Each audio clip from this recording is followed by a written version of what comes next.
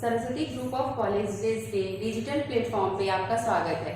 मैं आज आपको बीकॉम फर्स्ट ईयर के सब्जेक्ट बिजनेस मैनेजमेंट में डेवलपमेंट ऑफ मैनेजमेंट थॉट्स के बारे में पढ़ाऊंगी।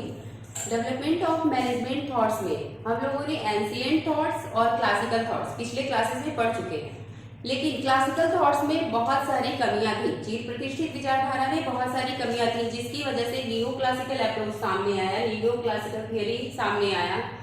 इसको फर्स्टली सेट आउट बाय यह theory firstly set out by Marshall ने अपने book the principle of economics में सेट आउट किया था इसको, न्यू क्लासिकल थियरी को। इसके फाउंडर माने जाते हैं जॉर्ज एल्टन मायो। इसके फाउंडर जो है या father of new classical theory George Elton Mayo. George Elton Mayo ने क्या किया था? एक्सपेरिमेंट किया था, हॉथर ने एक्सपेरिमेंट किया था। इसी के द्वारा उन्होंने बताया था न्यू क्लासिकल थियरी के बारे में। आइए देखते हैं two element of new classical theory of management. दो एलिमेंट पाए जाते हैं new classical theory of management में। दो एलिमेंट कौन कौन से? पहला है ह्यूमन रिलेशन मूवमेंट, दूसरा है बिहेवियरल सिस्टम। पहला है human relation movement. Human relation movement एक स्कूल ऑफ थॉट्स है। जैसे ऑर्गेनाइजेशनल बिहेवियर में बहुत सारे स्कूल्स ऑफ थॉट हैं, तो इसी तरह एक स्कूल ऑफ थॉट ये है जो बेस्ड है हॉथर स्टडीज पे। जो हॉथर स्टडी कह सकते हैं हॉथर एक्सपेरिमेंट है जो वो बेस्ड है ह्यूमन रिलेशन मूवमेंट पे। जो हॉथर एक्सपेरिमेंट है वो बेस्ड है ह्यूमन रिलेशन मूवमेंट पे। हॉथर स्टडीज के बाद ये अस्तित्व में आया, ह्यूमन रिलेशन मूवमेंट अस्तित्व में आया। इसमें जॉर्ज एल्टन मायो ने ये एक्सपेरिमेंट किया था। थोड़ा सा मैं जॉर्ज एल्टन मायो के बारे में बताऊंगी कि जो ये हॉथर एक्सपेरिमेंट है वो Hawthorne experiment conducted by George Elton Mayo and his associates. उनके कुछ एसोसिएट थे उनके साथ, सहकर्मी थे, जिसमें से थे एक थे व्हाइट हेड और एक थे रॉ एचलिस बर्गर। तो इन लोगों ने उनका साथ दिया था इस एक्सपेरिमेंट को करने में। आइए देखते हैं ये इस एक्सपेरिमेंट में हुआ क्या। इस एक्सपेरिमेंट में ये एक्सपेरिमेंट वेस्टर्न इलेक्ट्रिक कंपनी जो कहाँ है? शिकागो में है, यूएसए में। इसमें हॉथर प्लांट के ऊपर हुआ था। एक हॉथर नामक प्लांट था जिसके ऊपर हॉथर ये प्लांट का नाम है, जिसके ऊपर ये स्टडी की गई थी। इसमें पहला स्टडी किया गया था, पहला टेस्ट किया गया था इल्यूमिनेशन टेस्ट या इल्यूमिनेशन स्टडी। ये जो हॉथर एक्सपेरिमेंट है वह ऑर्गेनाइजेशनल बिहेवियर का सबसे लंबा प्रयोग है, लंबा एक्सपेरिमेंट, जो 1924 से लेकर 1932 तक चला था। जो 1924 से लेकर 1932 तक चला था। पहला टेस्ट था इल्यूमिनेशन स्टडी। वहीं के जो वेस्टर्न इलेक्ट्रिक कंपनी है, ये एक्सपेरिमेंट वहीं के लोगों ने किया था। उन लोगों ने इल्यूमिनेशन टेस्ट में 1924 में इल्यूमिनेशन इन द सेंस कि लाइट के उतार चढ़ाव, लाइट को कभी बढ़ा दिया कभी घटा दिया, लाइट को कम किया ज्यादा किया। उन्होंने आर्टिफिशियल लाइट को ज्यादा महत्व दिया, वर्कर को आर्टिफिशियल लाइट प्रोवाइड किया, क्योंकि उनका मानना ये था कि आर्टिफिशियल लाइट ज्यादा से ज्यादा रहेगी तो प्रोडक्टिविटी ज्यादा से ज्यादा बढ़ेगी, जिससे आर्टिफिशियल लाइट की उत्पत्ति होगी और प्रोडक्टिविटी बढ़ेगी। तो इसलिए उन लोगों ने क्या किया? इल्यूमिनेशन टेस्ट किया, जिसमें design to test the effect of lightning intensity on worker productivity. उन्होंने ये जानने के लिए ये प्रयोग किया कि आर्टिफिशियल लाइट का क्या प्रभाव पड़ता है, किसपे? वर्कर के प्रोडक्टिविटी पे क्या प्रभाव पड़ता है आर्टिफिशियल लाइट का। नेक्स्ट उन्होंने इसमें क्या हुआ, इसका कंक्लूजन क्या निकला? कंक्लूजन ये निकला इस प्रयोग का कि लाइट इंपॉर्टेंट है, प्रोडक्टिविटी बढ़ाने के लिए लाइट इंपॉर्टेंट है, but it is not most important part of productivity, increase productivity. Productivity increase करने के लिए मोस्ट इंपॉर्टेंट पार्ट नहीं है कि लाइट के उतार चढ़ाव से बहुत ज्यादा इफेक्ट नहीं पड़ेगा प्रोडक्टिविटी पे। पहले प्रयोग में ये हुआ। फिर उन लोगों को लगा कि हम लोग ये एक्सपेरिमेंट सही से नहीं कर सकते, इसके लिए हमको क्या करना पड़ेगा, इंडस्ट्रियल रिसर्चर्स को बुलाना पड़ेगा, जो इंडस्ट्रियल रिसर्चर हो। तो जो एल्टन मायो थे, जो जॉर्ज एल्टन मायो थे, ये हार्वर्ड बिजनेस स्कूल में प्रोफेसर थे, जो जहां इंडस्ट्रियल रिसर्च डिपार्टमेंट में प्रोफेसर थे। हार्वर्ड बिजनेस स्कूल में इंडस्ट्रियल रिसर्च डिपार्टमेंट में ये प्रोफेसर थे।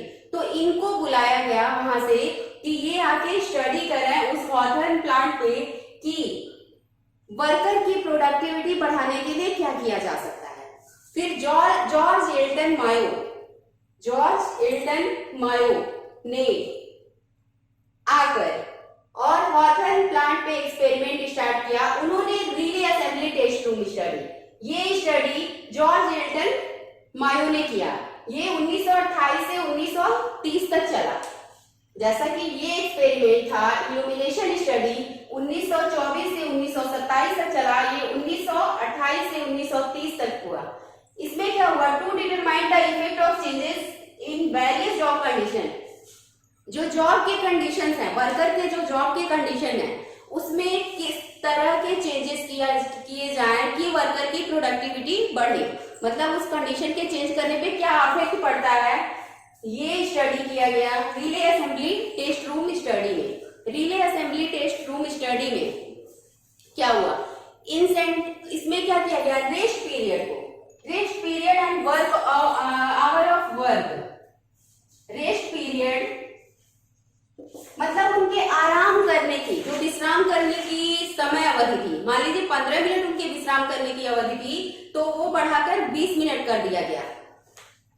आवर ऑफ वर्क, उनके काम करने के जो घंटे थे, 8 घंटे थे, तो उनको 7 घंटे कर दिया गया। इस तरह से इसमें कमी की गई, जिससे उनके रेस्ट पीरियड में वृद्धि की गई, वर्क ऑफ आवर में कमी की गई इस प्रयोग में। और क्या किया गया, इंसेंटिव और बोनस को बढ़ाया और घटाया गया। इंसेंटिव और बोनस को, क्योंकि ये एक्सपेरिमेंट था, तो एक्सपेरिमेंट में सबसे पहले रेस्ट पीरियड को कभी बढ़ा दिया गया, 15 मिनट की जगह 10 मिनट कर दिया गया, 15 मिनट की जगह 20 मिनट कर दिया, कभी घटा दिया गया, 15 मिनट की जगह 10 मिनट कर दिया गया। कभी क्या किया गया, बोनस को बढ़ाया गया, इंसेंटिव को बढ़ाया गया कि आप 10 प्रोडक्ट बनाएंगे तो आपको इतना बोनस मिलेगा, इतना इंसेंटिव मिलेगा। तो इस तरह से कभी बोनस को घटाया गया, बढ़ाया गया। इसमें क्या हुआ, महिलाओं का ग्रुप बनाया गया और ग्रुप में काम कराया गया। तो इस तरह से इस प्रयोग के बाद ये कंक्लूजन निकला कि ये सारे पॉइंट वर्कर को अफेक्ट करते हैं, बहुत ज्यादा अफेक्ट करते हैं। इससे प्रोडक्टिविटी भी बढ़ी, दूसरे एक्सपेरिमेंट में प्रोडक्टिविटी भी बढ़ी और जो वर्कर है वो सेटिस्फाई भी हुए।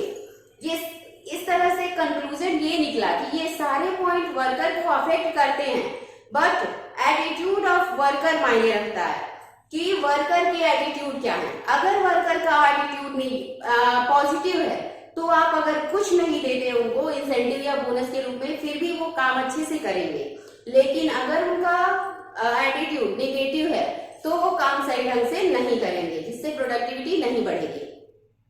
तो ये था इनका सेकेंड एक्सपेरिमेंट।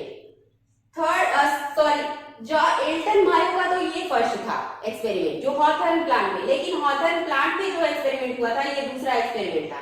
तीसरा इंटरव्यूइंग प्रोग्राम जो चला था 1928 से 1930 तक।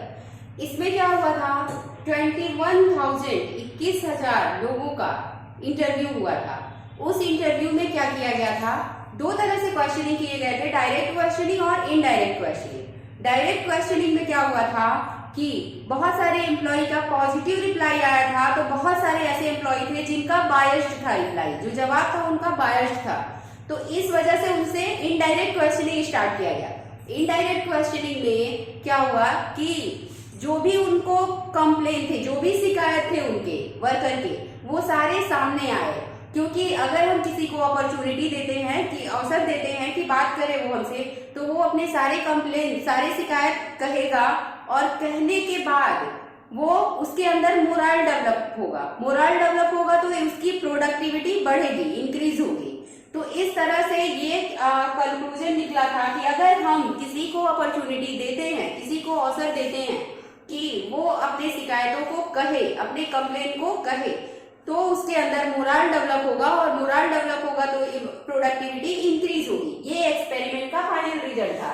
जैसे इस एक्सपेरिमेंट में देख सकते, investigate connection between supervisory and employ morale. मतलब अगर हम सुपरवाइज करते हैं, किसी को गाइड करते हैं और उससे उसको हम बताते हैं कि वो अपनी शिकायतें हमसे कह सकता है, तो उसके अंदर क्या होगा, एम्प्लॉय मोरल यानी वर्कर का मोरल डेवलप होगा, और मोरल डेवलप होगा तो प्रोडक्टिविटी बढ़ेगी। नेक्स्ट हम आते हैं चौथा, bank wiring room observation study. ये लास्ट स्टडी था। ये स्टडी चला था 1931 से 1932 तक। इस स्टडी में क्या किया गया, special group can influence production and individual work behaviour. एक स्पेशल ग्रुप क्या करता है, इन्फ्लुएंस कर सकता है, बढ़ा सकता है किसको, प्रोडक्शन को, और जो एक व्यक्ति के वर्क बिहेवियर को, कार्य व्यवहार को बढ़ा सकता है। कैसे बढ़ा सकता है, इस प्रयोग में उन लोगों ने क्या किया, 9 वायरल रखे, 9 वायरल रखे, और उसके बाद इसमें 3 सोल्जर जो क्या करते थे, 3 सोल्जर जो इन्वेस्टिगेट करते थे, गाइड करते थे, उनमें जो भी डिस्टरबेंस आते थे उनको हैंडल करते थे। और इसमें 9 वायरर जो क्या करते थे, वायरिंग का काम करते थे, तार कह सकते हैं कि तार बनाने का काम करते थे, और 3 सोल्जर जो गाइड करने का काम करते थे, जो भी डिस्टरबेंस था उनको हैंडल करने का काम करते थे। और इसमें 2 इंस्पेक्टर रखा गया जो क्या करते थे, जांच करते थे कि इसमें कोई दिक्कत ना आए, कोई परेशानी ना आए। तो इसमें डेली का रिकॉर्ड डेली इनका इंटरव्यू रिकॉर्ड होता था कि ये क्या कर रहे हैं, कैसे कर रहे हैं, इनका एक्सपीरियंस क्या है। लेकिन इस एक्सपेरिमेंट में इंटरपर्सनल रिलेशन, इससे पता चला कि इंटरपर्सनल रिलेशन बहुत ही ज्यादा अफेक्ट करता है किसी भी प्रोडक्टिविटी को। जो इंटरपर्सनल रिलेशनशिप है, वर्कर का इंटरपर्सनल रिलेशनशिप है, जो वो बहुत ज्यादा अफेक्ट करता है प्रोडक्टिविटी को। इसमें कंक्लूजन ये निकला कि इसमें वर्कर काम तो धीमा करते थे लेकिन एक साथ मिलकर करते थे। क्यों? क्योंकि इनमें सोशल रिलेशनशिप, यही ह्यूमन रिलेशनशिप मूवमेंट उत्पन्न हुआ था। सोशल रिलेशनशिप मूवमेंट या ह्यूमन रिलेशनशिप मूवमेंट की वजह से वो काम धीमा करते थे तो एक साथ करते थे, अगर तेज करते तो एक साथ करते। क्योंकि अगर उन सब में एक व्यक्ति चाहता विचार कर भी तेज या जल्दी काम नहीं कर सकता, क्योंकि उनमें एक सामाजिक संबंध बन गया था कि अगर वह काम जल्दी करता या प्रोडक्टिविटी बढ़ाता, एक अकेला व्यक्ति प्रोडक्टिविटी बढ़ाता तो पूरे समाज को अफेक्ट करता। इस वजह से इसी के अध्ययन के बाद ऑर्गेनाइजेशनल बिहेवियर सामने आया। और इस एक्सपेरिमेंट के बाद पहले लोग क्या करते थे, पहले जो क्लासिकल थियरी में थे, उस क्लासिकल थियरी में उसमें बताया गया था इसमें bonus, incentive, work of hour, rest of hour, इन सब पे ध्यान नहीं दिया गया था। लेकिन न्यू क्लासिकल अप्रोच में इन सब पे ध्यान दिया गया था कि बोनस, इंसेंटिव, रेस्ट पीरियड और आवर ऑफ वर्क बढ़ाने से प्रोडक्टिविटी इंक्रीज होती है। सोशल रिलेशन या ह्यूमन रिलेशंस बहुत ही ज्यादा अफेक्ट करता है किसी भी वर्कर के प्रोडक्टिविटी को बढ़ाने में। ये था इनका हॉथर्न एक्सपेरिमेंट। इसी हॉथर्न एक्सपेरिमेंट के द्वारा, जैसा कि मैंने बताया, कि ये ह्यूमन रिलेशनशिप मूवमेंट सामने आया। नेक्स्ट हम बिहेवियरल सिस्टम के बारे में पढ़ेंगे नेक्स्ट क्लास में। तब तक के लिए थैंक यू।